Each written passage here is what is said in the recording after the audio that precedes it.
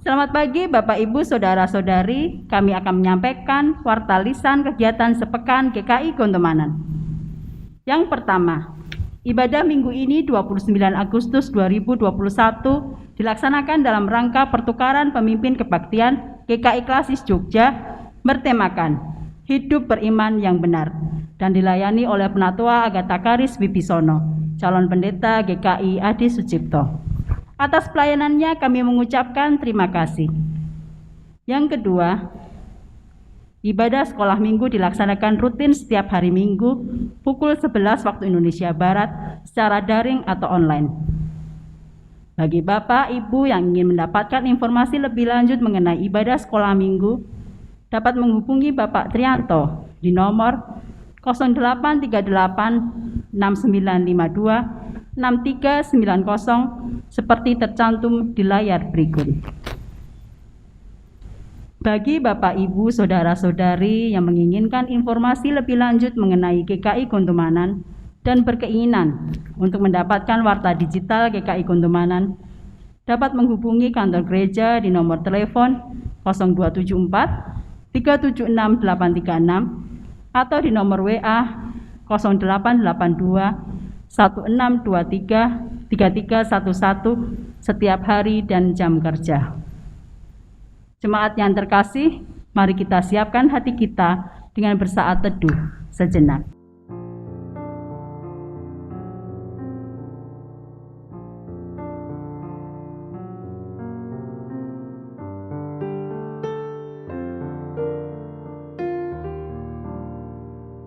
Jemaat terkasih, marilah saat ini kita beribadah kepada Tuhan. Hari ini kita bersyukur menyambut hari yang Tuhan berikan dalam pujian. Kita akan pujikan bersama dari Kidung Jemaat 21, bait yang pertama dan yang kedua. Hari Minggu, hari yang mulia.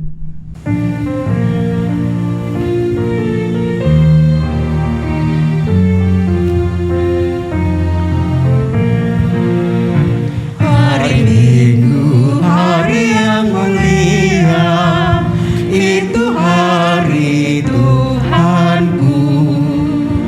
Ia bawa rasa bahagia masuk dalam hatiku. Hari Minggu, hari Tuhan, hari suci dan teduh. Hari Minggu, hari Tuhan, hari suci dan teduh. Hari Minggu, hari istirahat bagi badan yang letih. Firman Tuhan turun bawa hikmat untuk hati yang sedih. Hari Minggu, hari Tuhan, hari suci dan teduh. Hari Minggu, hari Tuhan, hari suci dan teduh. Bapak Ibu Saudara yang dikasihi Tuhan, pertolongan kita adalah dari Allah Bapa yang menjadikan langit, bumi, serta segala isinya, dan yang sekali-kali tidak pernah meninggalkan perbuatan tangannya.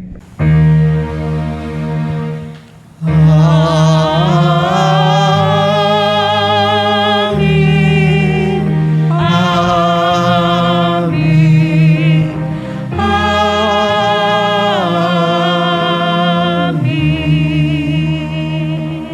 Tuhan menyertai saudara. Dan menyertai saudara juga. Ada beberapa sikap orang dalam beriman kepada Tuhan. Beriman bagaikan bejana tanah liat, siap dibongkar dan diperbaiki oleh sang pengrajin. Tetapi ada juga orang yang beriman tapi rajin mengunjungi orang pintar, mencari tahu tentang masa depan kepada cenayang. Beriman kepada Tuhan namun tidak mempercayakan diri kepada Tuhan dengan menjauhi Tuhan, tidak bersedia mendekat dan dibentuk ulang oleh sang pengrajin. Hidup beriman yang benar adalah tema ibadah kita minggu ini. Tema ini mengajak kita untuk melihat kehidupan kita, bagaimana kita mewujudkan iman kepada Tuhan dalam hidup sehari-hari. Mari jemaat terkasih, kita akan berdoa untuk mengakui dosa kita di hadapan Allah Bapa kita. Mari kita berdoa secara pribadi.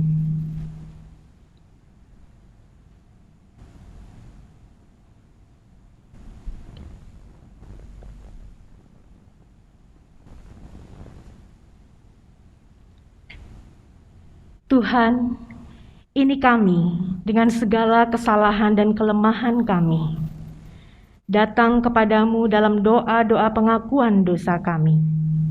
Ampuni dan kasihanilah kami ya Tuhan.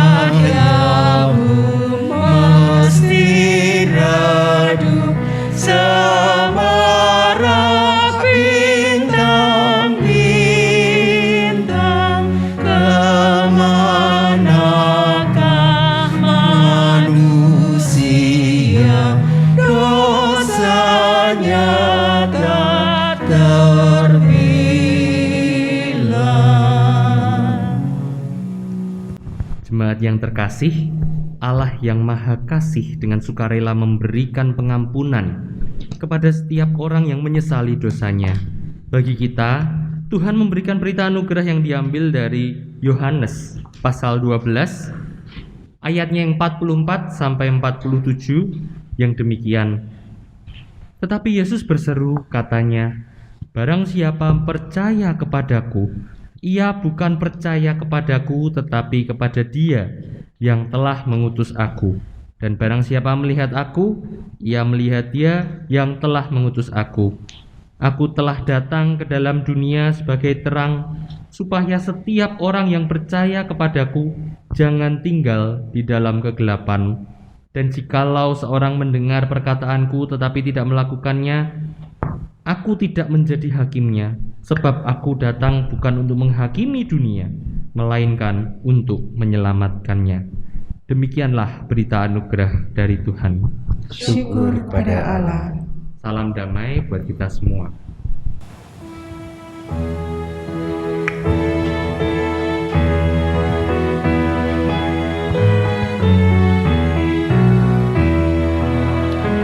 Ya Yesus terkasih, Engkau Tuhanku. Ku buang dosaku demi nama-Mu. Kau juru selamat,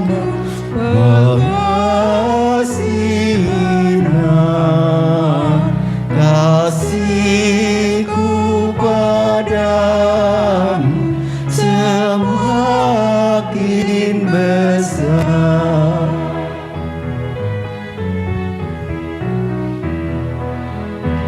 Engkau lebih dulu mengasihiku. Kau hapus dosa dosaku dengan darahmu, menanggung sengsara kau tidak gentar, kasihku padamu semakin besar. Mari Bapak Ibu kita bersama-sama bersatu dalam doa sebelum kita membaca dan merenungkan firman Tuhan. Ya Bapa yang baik, sebentar lagi kami hendak membaca dan merenungkan firman-Mu. Kami sudah siap ya Tuhan untuk belajar dari firman Tuhan. Perkenankanlah kami untuk kami mendengarkan suara-Mu, agar kami boleh terus-menerus disegarkan dan kami boleh terus bertumbuh iman dan spiritualitas kami, agar kami bukan hanya menjadi pendengar yang baik tetapi juga pelaku firman Tuhan dimanapun kami berada. Terima kasih ya Tuhan, terima kasih. Hanya di dalam nama-Mu saja kami sudah bersyukur dan berdoa. Amin. Bapak Ibu Saudara yang dikasihi Tuhan, mari kita bersama-sama membuka Alkitab kita dari Injil Markus. Ya, Injil Markus pasalnya yang ke-7, ayatnya yang pertama sampai ke-8, kemudian dilanjutkan 14 dan 15, dan dilanjutkan ayatnya yang 21 sampai 23. Injil Markus pasalnya yang ke-7, ayatnya yang pertama sampai dengan 8, 14 sampai 15, dan 21 sampai 23. Pada suatu kali, serombongan orang Farisi dan beberapa ahli Taurat dari Yerusalem datang menemui Yesus. Mereka melihat bahwa beberapa orang muridnya makan dengan tangan najis, yaitu dengan tangan yang tidak dibasuh. Sebab orang-orang Farisi seperti orang-orang Yahudi lainnya tidak makan kalau tidak melakukan pembasuhan tangan lebih dahulu, karena mereka berpegang pada adat istiadat nenek moyang mereka. Dan kalau pulang dari pasar, mereka juga tidak makan kalau tidak lebih dahulu membersihkan dirinya. Banyak warisan lain lagi yang mereka pegang, umpamanya hal mencuci cawan, kendi, dan perkakas-perkakas tembaga. Karena itu, orang-orang Farisi dan ahli-ahli Taurat itu bertanya kepadanya, "Mengapa murid-muridmu tidak hidup menurut adat istiadat nenek moyang kita, tetapi makan dengan tangan najis?" Jawabnya kepada mereka, "Benarlah nubuat Yesaya tentang kamu, hai orang-orang munafik, sebab ada tertulis, bangsa ini memuliakan aku dengan hal hatinya jauh daripadaku. Percuma mereka beribadah kepadaku, sedangkan ajaran yang mereka ajarkan ialah perintah manusia. Perintah Allah kamu abaikan untuk berpegang pada adat istiadat manusia." Lalu Yesus memanggil lagi orang banyak dan berkata kepada mereka, "Kamu semua, dengarlah kepadaku dan camkanlah. Apapun dari luar yang masuk ke dalam seseorang tidak dapat menajiskannya. Tetapi apa yang keluar dari seseorang, itulah yang menajiskannya. Sebab dari dalam hati orang timbul segala pikiran jahat, percabulan, pencurian, pembunuhan, perzinahan, keserakahan, kejahatan, kelicikan, hawa nafsu, iri hati, hujat, kesombongan, kebebalan. Semua hal-hal jahat ini timbul dari dalam dan menajiskan orang." Demikianlah firman Tuhan. Yang berbahagia adalah kita yang mendengar, memelihara, dan melakukannya dalam hidup sehari-hari. Haleluya.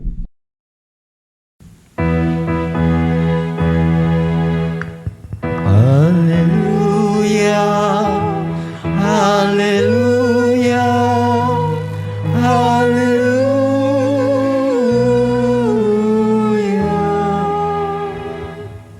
Selamat pagi Bapak Ibu Ibu saudara yang dikasih Tuhan. Shalom.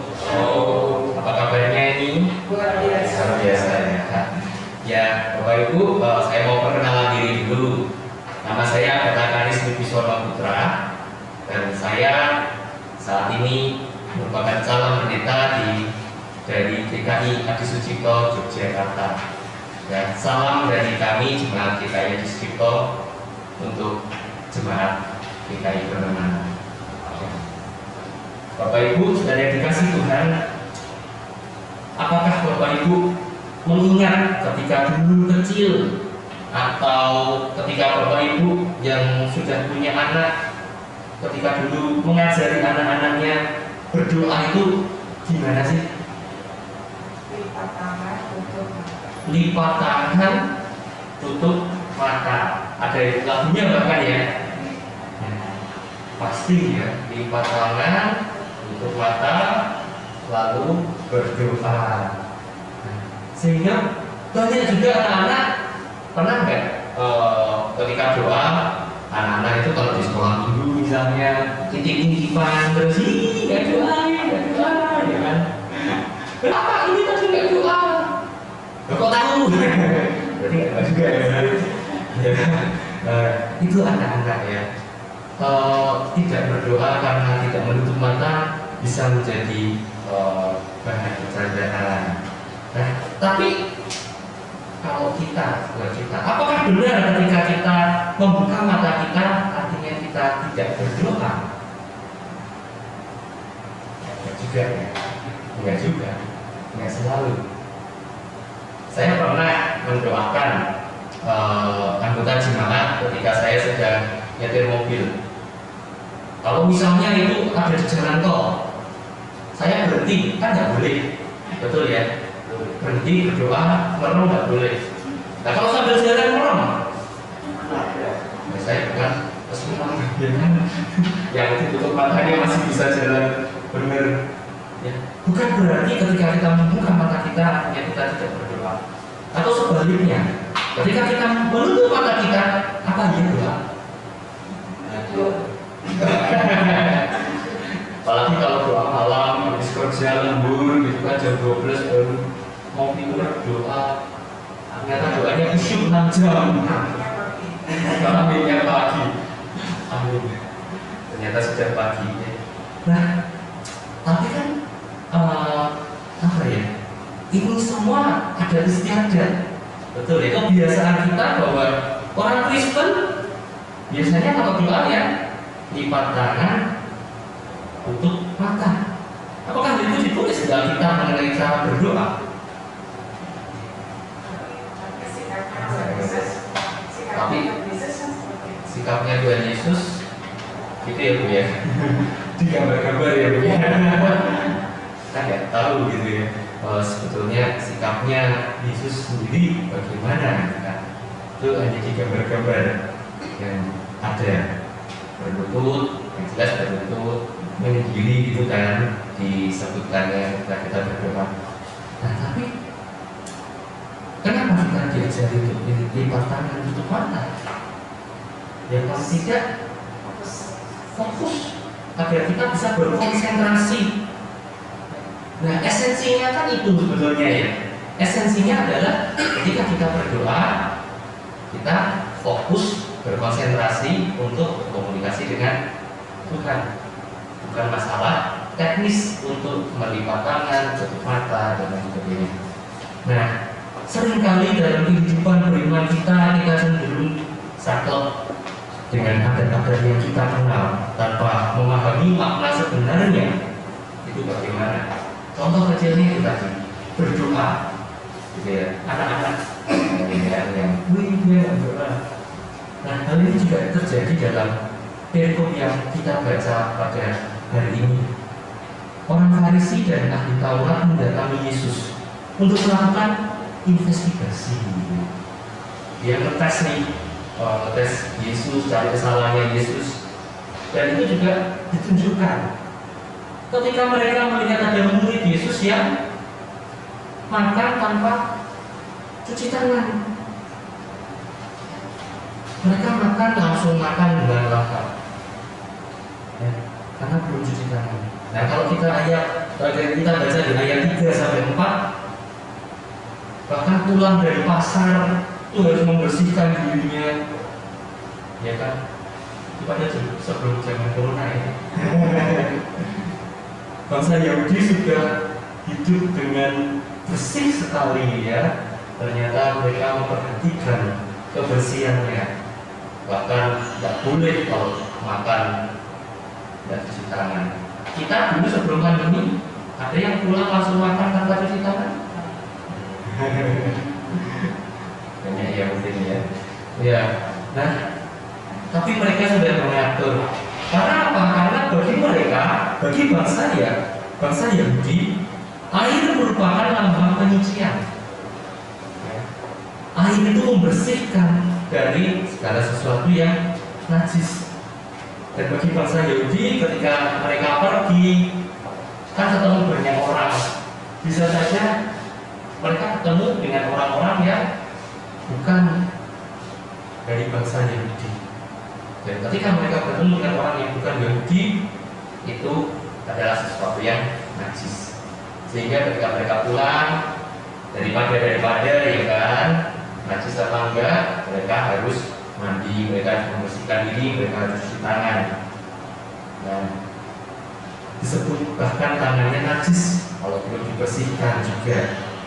Sebetulnya jika kita lihat dari sudut pandang yang lain, gitu ya, ini sebuah adat, terus dari sudut pandang kesehatan, ahli Farisi, ahli Taurat dan orang Farisi, ya ada betulnya, ya kan?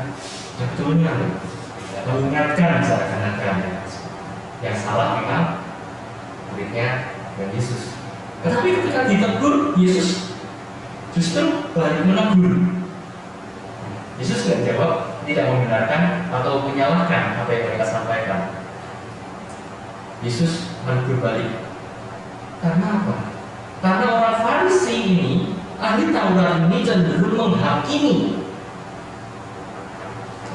Mereka cenderung menghakimi dibandingkan sekedar memperingatkan dengan tulus. Seakan-akan Yesus tidak mengajarkan apa yang baik, apa yang menurut adat istiadat dan nenek moyang mereka.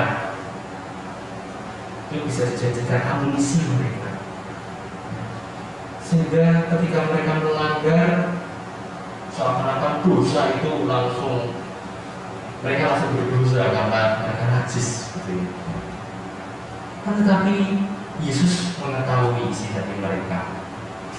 Yesus tahu, Yesus mengenal isi hati mereka. Mereka yang hanya mencari kesalahan dan kelemahan Yesus bukan benar-benar tulus mengingatkan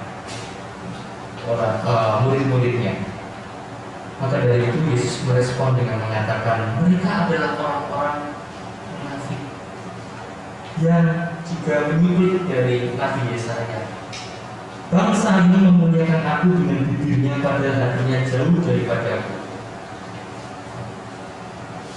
Yesus mengingatkan bahwa yang najis bahkan bukan apa yang masuk ke dalam tubuh, tapi apa yang keluar, apa yang ada di dalam pikiran kita, apa yang ada di dalam hati kita. Tetapi mereka ini, orang-orang Farisi dan ahli Taurat ini, seakan-akan hal teknis itu jauh lebih penting daripada esensinya.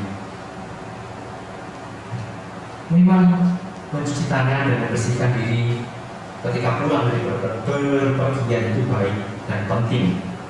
Tapi itu bukan sesuatu yang bukan sesuatu yang sangat penting atau esensi. Gitu ya. Ada banyak hal yang jauh lebih esensi yang dilupakan oleh orang Farisi dan ahli Taurat. Mereka hanya ingin menjaga hukum tetap berjalan. Jadi mereka adalah orang-orang yang sangat legalis, yang sangat letterlock satu dengan hukum-hukum yang ada. Jadi tanpa mempedulikan kehidupan mereka sendiri itu sebetulnya bagaimana. Banyak hal bagian yang kita baca di bagian lain yang menceritakan kemunafikan orang Farisi dan ahli Taurat ini yang bisa kita cari. Yang mungkin nanti selesai ibadah, Bapak Ibu bersama dengan keluarga bisa juga mencari dan mendiskusikan ya. mengenai hal ini, kira-kira apa aja sih yang dilakukan orang Farisi dan ahli Taurat yang diucapkan dan dilakukannya itu berbeda, yang menunjukkan kemunafikan mereka. Begitu juga dengan cara kita berdoa yang tadi saya singgung di awal. Kita memang biasa berdoa dengan menutup mata, melipat tangan, agar kita bisa lebih berkonsentrasi, khusyuk berkomunikasi dengan Allah. Tapi jangan sampai dijadikan satu penghakiman untuk kita menyerang orang-orang lain. Ada yang lebih penting dari itu, yaitu bagaimana kita menghadap Tuhan, bagaimana hati kita bersungguh-sungguh untuk berdoa. Dan ini baru contoh kecil dalam kehidupan kita. Contoh kecil.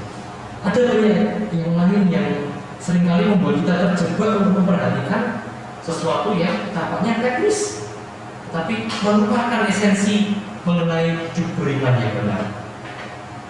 Contohnya, misalnya, ada seseorang yang sedang bergumul berat, gitu ya.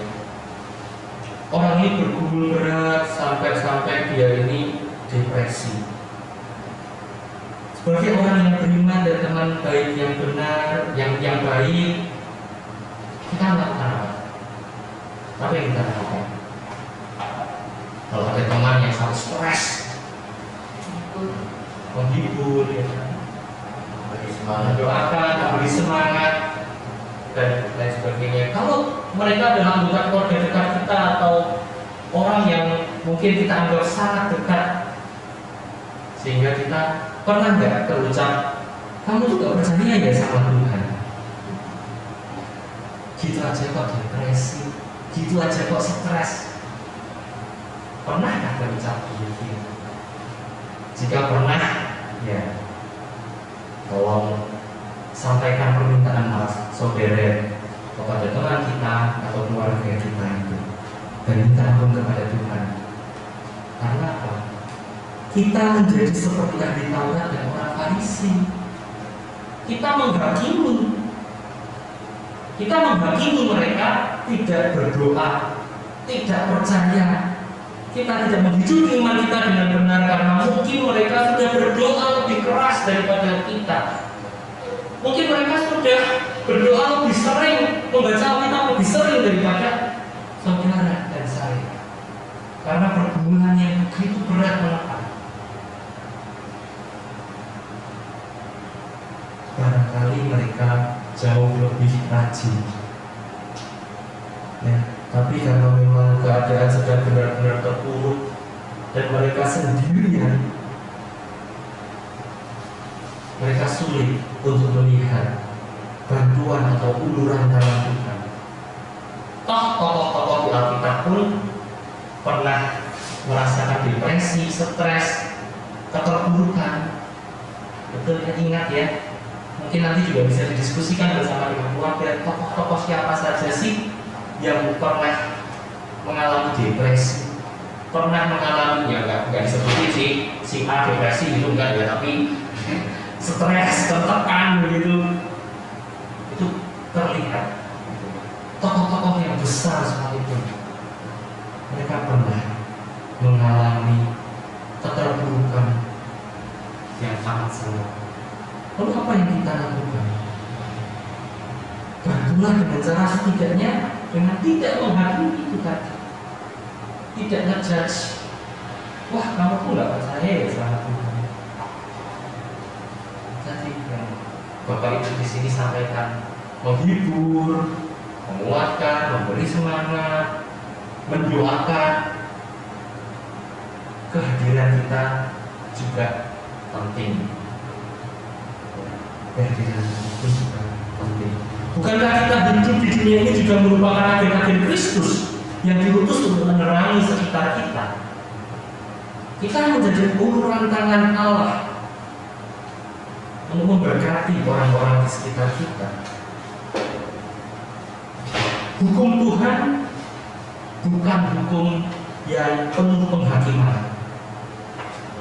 Seperti ayat berita anugerah kita tadi ya, Aku datang bukan untuk menghakimi dirinya, melainkan untuk menyelamatkannya.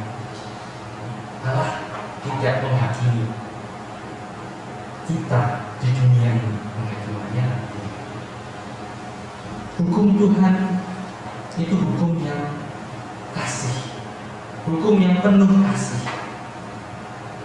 Hidup beriman yang benar bukan hanya mengikuti perintah-perintah yang bisa dijadikan untuk bahan penghakiman seseorang. Apakah orang itu berdosa? Tidak. Tetapi hukum yang utama adalah kasih, mengasihi Allah dan mengasihi sesama. Ada sebuah kisah lama.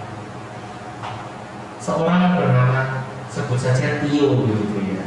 Suatu kali karena sekian lama dia tidak ke gereja, dia stres, dia depresi, dia marah, dia kecewa dengan gereja karena ada permasalahan dengan keluarganya yang juga aktivis gereja, begitu sebut saja. Suatu ketika dia mau membuka dirinya untuk pergi ke gereja lagi, tetapi ketika dia beribadah karena sudah lama nggak ke gereja, jadi dia lupa silent HP-nya. Tiba-tiba HP-nya bunyi dengan keras ketika ibadah berlangsung. Biasanya kalau ada HP keras gimana? Langsung dilihatin ya. Kalau cuma dilihatin sekilas saja nggak apa-apa. Orang ini dilihatin dengan mata yang, dengan orang-orang yang memandangnya dengan penuh sinis dan penghakiman, nggak suka, benci bahkan. Pandangan yang bukan yang kaget dan oh ya sudahlah, tapi kemudian asa kusut, luka lamanya, kekecewaannya yang tengah ia pulihkan terbuka kembali dan kembali terluka. Pada malam harinya karena dia stres, dia pergi ke klub malam. Tanpa sengaja dia nyenggol bartender, nyenggol pramusajinya dan gelasnya pecah. Justru pramusajinya minta maaf dan kasih minuman kepada dia sebagai wujud permintaan maafnya. Dia merasa sangat diterima di sana. Balik lagi, ya toh? Kok gereja lagi nggak?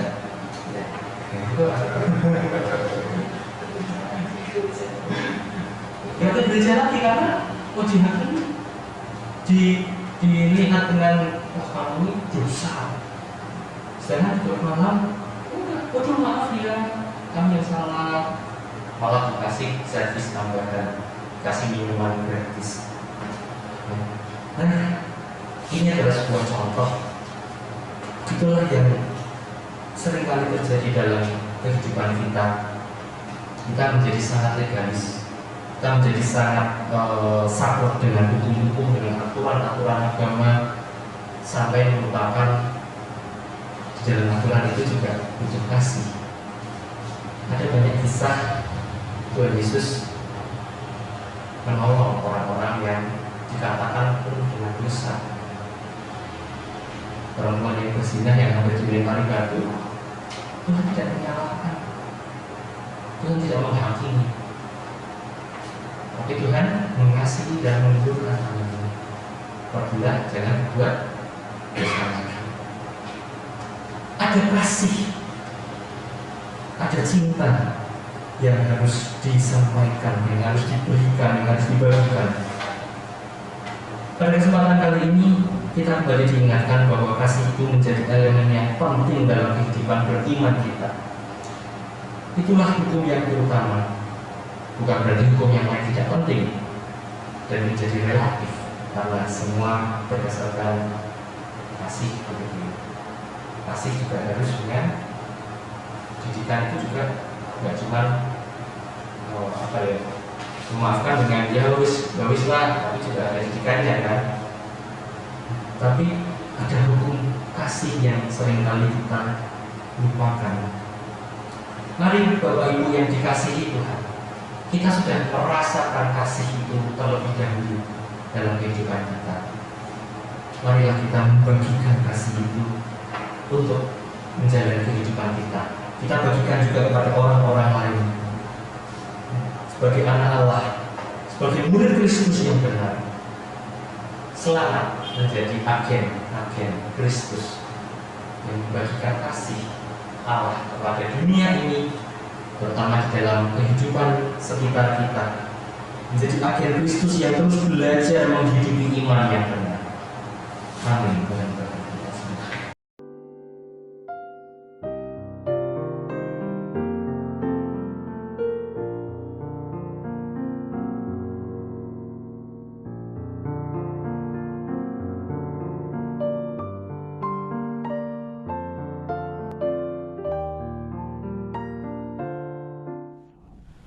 Mari Bapak, Ibu, Saudara-saudari dengan bangkit berdiri, marilah kita mengikrarkan pengakuan iman kita bersama dengan umat Allah di masa lalu, masa kini, dan masa depan. Kita menurut pengakuan iman rasuli. Aku percaya kepada Allah, Bapa yang Maha Kuasa, Khalik langit dan bumi, dan kepada Yesus Kristus, anaknya yang tunggal Tuhan kita, yang dikandung dari Roh Kudus, lahir dari anak darah Maria, yang menderita sengsara di bawah pemerintahan Pontius Pilatus, disalibkan, mati dan dikuburkan, turun ke dalam kerajaan maut. Pada hari yang ketiga, bangkit pula dari antara orang mati, naik ke sorga, duduk sebelah kanan Allah, Bapa yang Maha Kuasa, dan dari sana Ia akan datang untuk menghakimi orang yang hidup dan yang mati. Aku percaya kepada Roh Kudus, Gereja yang kudus dan am, persekutuan orang kudus, pengampunan dosa, kebangkitan orang mati, dan hidup yang kekal. Amin. Dipersilahkan duduk kembali. Mari Bapak Ibu kita bersama-sama bersatu dalam doa syafaat kita. Mari kita berdoa. Ya Tuhan, terima kasih untuk kasih setia Tuhan dalam kehidupan kami, untuk cinta yang Tuhan berikan yang begitu besar dalam kehidupan kami. Kami bersyukur Tuhan memiliki Allah yang tidak pernah membedakan kami, tidak pernah melihat masa lalu kami, tidak pernah melihat latar belakang kami. Kami rindu Tuhan untuk terus membagikan kasih Allah yang sudah kami terima secara luar biasa ini. Kami mau belajar terus menjadi pengikut-pengikut Kristus yang menghidupi iman kami dengan benar, bukan dengan sebatas rutinitas dan kebiasaan kami, agar kehidupan beriman kami bukan hanya sebatas rutinitas keseharian kami, tetapi boleh kami hayati terus dalam setiap momen kehidupan kami. Pada kesempatan kali ini ya Tuhan, kami ingin menaikkan pokok-pokok doa syafaat kami. Kami ingin berdoa untuk bangsa dan negara kami Indonesia ini Tuhan, di dalam carut-marutnya yang terjadi saat ini, berbagai polemik, berbagai pergumulan kami. Kami berdoa untuk kedamaian dan kesejahteraan rakyat Indonesia ini. Berdoa untuk setiap pegawai pemerintahan yang tidak memanfaatkan. Kami berdoa agar mereka tidak memanfaatkan setiap kesempatan yang ada untuk menguntungkan diri mereka sendiri. Berikan mereka hikmat ya Allah. Berikan mereka pengetahuan, berikan mereka kesadaran untuk mereka boleh melakukan yang terbaik untuk negeri ini, Indonesia.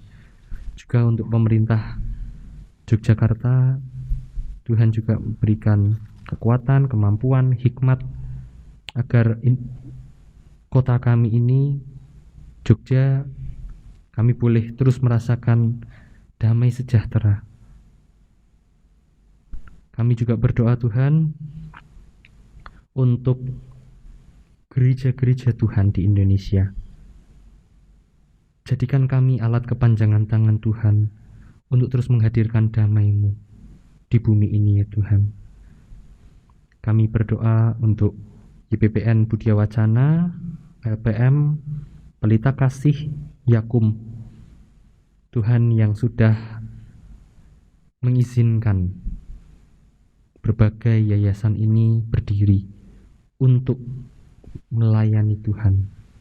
Tuhan berkati segenap karyawan, segenap staf yang ada, agar mereka boleh terus melayani Tuhan. Dan setiap pelayanan mereka boleh menjadi berkat untuk banyak orang di luar sana. Kami juga berdoa ya Tuhan untuk pergumulan jemaat Tuhan, anggota jemaat dan simpatisan GKI Gondomanan. Tuhan, di dalam pergumulan, setiap pergumulan mereka, untuk pergumulan kesehatan, untuk mereka yang sedang isoman, untuk mereka yang sedang sulit secara ekonomi, untuk mereka yang keluarganya juga menghadapi pergumulan yang berat. Tuhan, kami menyerahkan mereka, kami menyerahkan keluarga kami ini ke dalam tangan penyertaan kasih-Mu. Berikan kami semua damai sejahtera Tuhan yang melampaui segala akal. Hikmat Tuhan untuk kami boleh terus menghadapi pergumulan kami, sehingga kami boleh terus bergerak maju bersama dengan Tuhan. Kami yakin percaya bahwa Tuhan menuntun setiap langkah kami.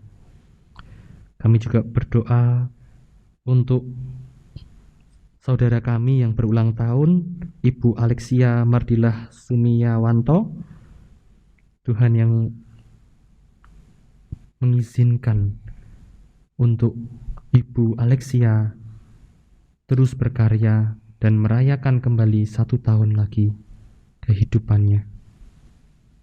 Atas penyertaan Tuhanlah Ibu Alexia boleh terus melangkah, boleh terus berkarya. Kami menyerahkan Tuhan untuk segenap keluarganya juga. Tuhan yang terus pimpin mereka. Kami bersyukur ya Tuhan, dan kami bersuka cita. Kami juga berdoa untuk jemaat GKI Gondomanan, untuk segenap penatua, untuk segenap pengurus komisi, koordinator wilayah, karyawan, dan koster gereja yang bahu-membahu melayani di tempat ini. Tuhan yang memberikan semangat, Tuhan yang satukan mereka di dalam keluarga GKI Gondomanan ini. Tuhan, berikan damai sejahtera Tuhan, semangat untuk terus melayani bersama-sama di dalam GKI Gondomanan ini ya Tuhan. Kami juga berdoa Tuhan untuk pandemi yang tengah berlangsung ini, untuk COVID-19.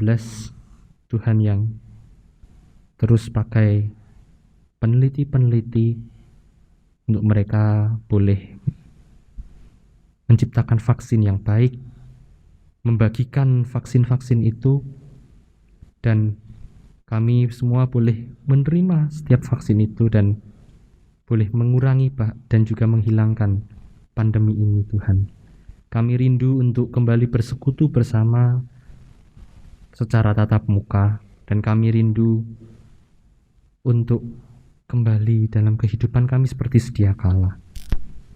Terima kasih ya Tuhan, inilah doa-doa permohonan kami yang kami naikkan hanya di dalam nama Tuhan Yesus Kristus yang mengajarkan kami berdoa. Bapa kami yang di surga, dikuduskanlah nama-Mu, datanglah kerajaan-Mu, jadilah kehendak-Mu di bumi seperti di surga. Berikanlah kami pada hari ini makanan kami yang secukupnya, dan ampunilah kami akan kesalahan kami, seperti kami juga mengampuni orang yang bersalah kepada kami. Dan janganlah membawa kami ke dalam pencobaan, tetapi lepaskanlah kami daripada yang jahat. Karena Engkaulah yang mempunyai kerajaan dan kuasa dan kemuliaan sampai selama-lamanya. Amin. Jemaat yang terkasih, kini saatnya kita memberikan persembahan syukur kepada Tuhan dan mendasarinya dengan membaca Roma 12 ayat 1 yang demikian. Karena itu saudara-saudara, demi kemurahan Allah, aku menasihatkan kamu, supaya kamu mempersembahkan tubuhmu sebagai persembahan yang hidup, yang kudus, dan yang berkenan kepada Allah. Itu adalah ibadahmu yang sejati.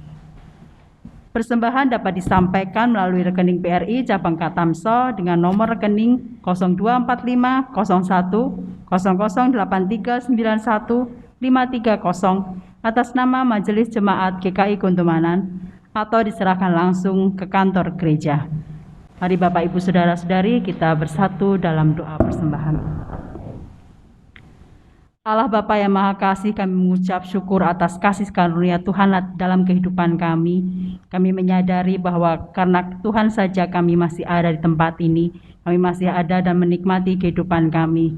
Meskipun di tengah-tengah pandemi Tuhan, kami mengingat bahwa Tuhan mengasihi kami dan kami mengucap syukur atas berkat-berkat Tuhan atas kami. Dan saat ini Tuhan, kami akan menyampaikan persembahan kami. Tuhan berkati persembahan kami.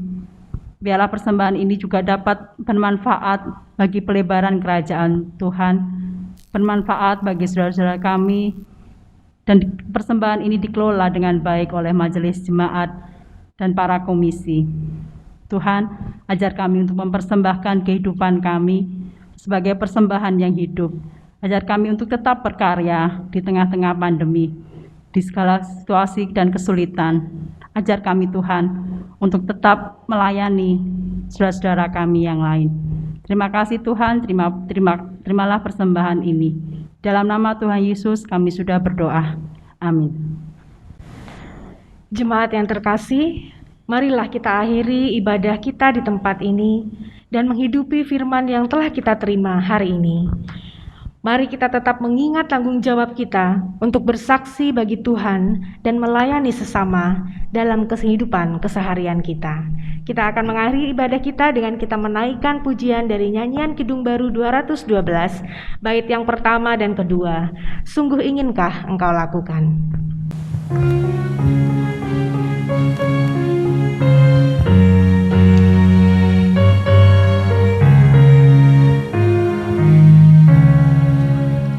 Sungguh inginkah engkau lakukan hal besar, jangan tunggu tiba saatnya. Kini tugasmu kerjakan dengan baik benar, jadilah suluh dunia, jadilah suluh dunia, jadilah suluh dunia.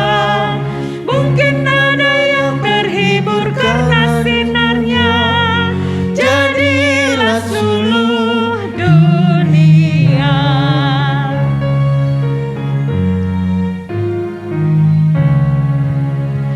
Kau pun dapat menganyakan awan yang gelap bagi hati susah dan resah. Kan dirasakannya penghiburan yang sedang, jadilah suluh dunia, jadilah suluh dunia, jadilah suluh dunia. Mungkin ada yang terhibur karena sinarnya, jadilah suluh dunia. Bapak Ibu Saudara yang dikasihi Tuhan, ibadah kita di tempat ini telah usai. Tapi mari kita melanjutkan ibadah kita di dalam kehidupan kita, keseharian kita. Dan ingatlah bahwa yang najis itu bukan apa yang masuk dalam mulut kita, tetapi apa yang keluar. Maka dari itu, mari kita membagikan kasih Tuhan itu kepada sesama kita. Dan kini, arahkanlah hatimu kepada Tuhan. Kami mengarahkan hati kami kepada Tuhan. Jadilah saksi Kristus di tengah dunia. Syukur kepada Allah, Terpujilah Tuhan. kini dan selamanya. Sekarang mari kita terima berkat Tuhan. Tuhan memberkati kita dan melindungi kita. Tuhan menyinari kita dengan wajah-Nya dan memberi kasih karunia. Tuhan menghadapkan wajah-Nya kepada kita dan memberi kita damai sejahtera. Amin. Haleluya, haleluya, haleluya, haleluya, haleluya, amin, amin, amin.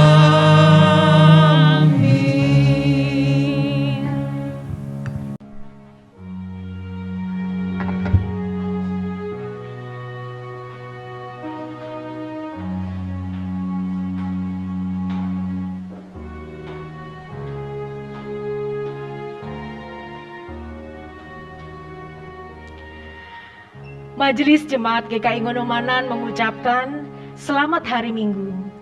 Mari kita tetap mematuhi protokol kesehatan dimanapun kita berada dengan menjalankan 5M, yaitu mencuci tangan dengan sabun, memakai masker, menjaga jarak, menjauhi kerumunan, dan membatasi bepergian. Tuhan Yesus memberkati. Amin.